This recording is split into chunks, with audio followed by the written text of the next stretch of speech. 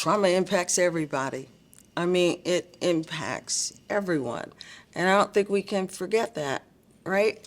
Um, One of my favorite quotes comes from my teacher in this work, Peter Levine. And he says, trauma is a fact of life. It doesn't have to be a life sentence. And I like that, right? It doesn't have to be a life sentence, right? So I see in myself and in others all kinds of impact from trauma. It's interesting you bring up the term life sentence. Yeah, yeah, yeah, yeah. Because majority of the men that I've worked with at San Quentin are life sentence with the possibility of parole. So they've spent many, many years in prison, and the prison environment is an environment of trauma on simmer. Mm-hmm. So like you were saying, trauma, everybody is exposed to trauma. Mm-hmm. But these people are exposed to acute trauma on a day On a in and different a day level. out. Yeah, it Yeah, really is. It's very yeah. intense. And then coupled with that, the vast majority of them come from backgrounds of trauma. Mm-hmm. So Mm-hmm. it's an intense environment Yeah. that we're dealing with. Yeah, and much the same in the acute addiction world. Mm. And a lot of it is early childhood stuff and related to early childhood stuff. And I see in the world of addiction a whole lot of the intergenerational stuff.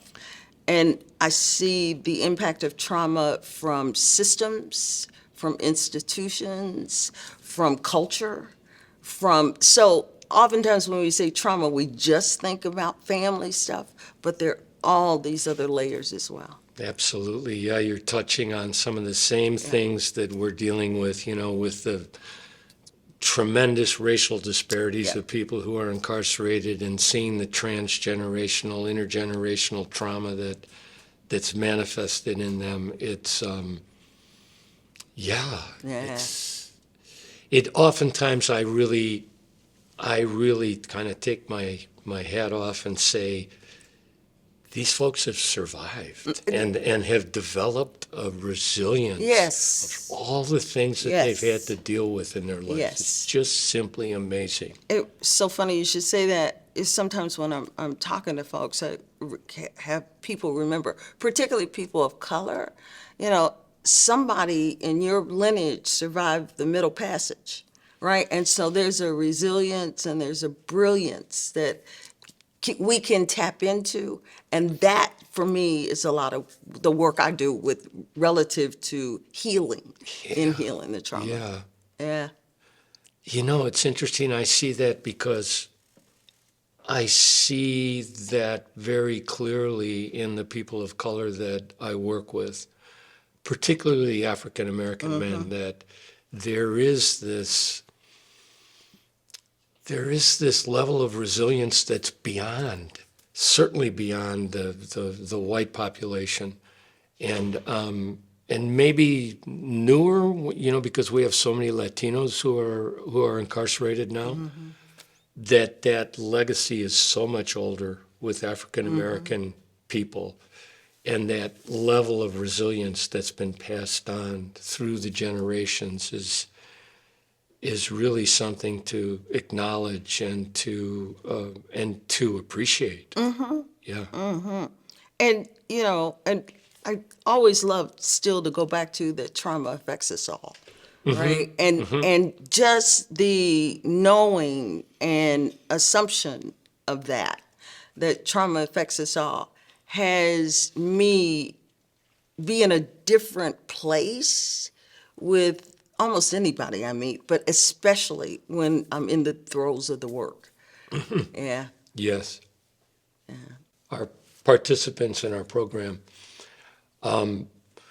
it's with our participants in our program, it's really clear that trauma impacts them around hypervigilance and hyperactivity, and that a very common aspect of their symptoms of trauma is acting out. aggressive behavior, and that really learning how to modify that kind of behavior. Yeah, and again, one of my teachers says the answer to everything is it depends, which I love, right? And the way that I see it, it often does depend. It might depend on the addictive substance or behavior.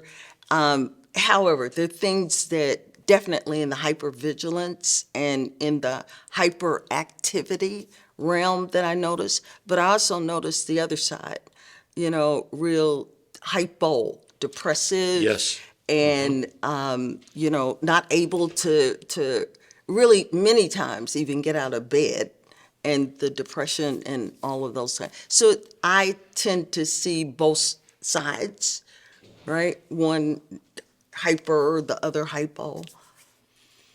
Yeah, another cross connection with your work that I see is that it's estimated that 80% of people who are incarcerated have some kind of issue with addiction, with substance abuse.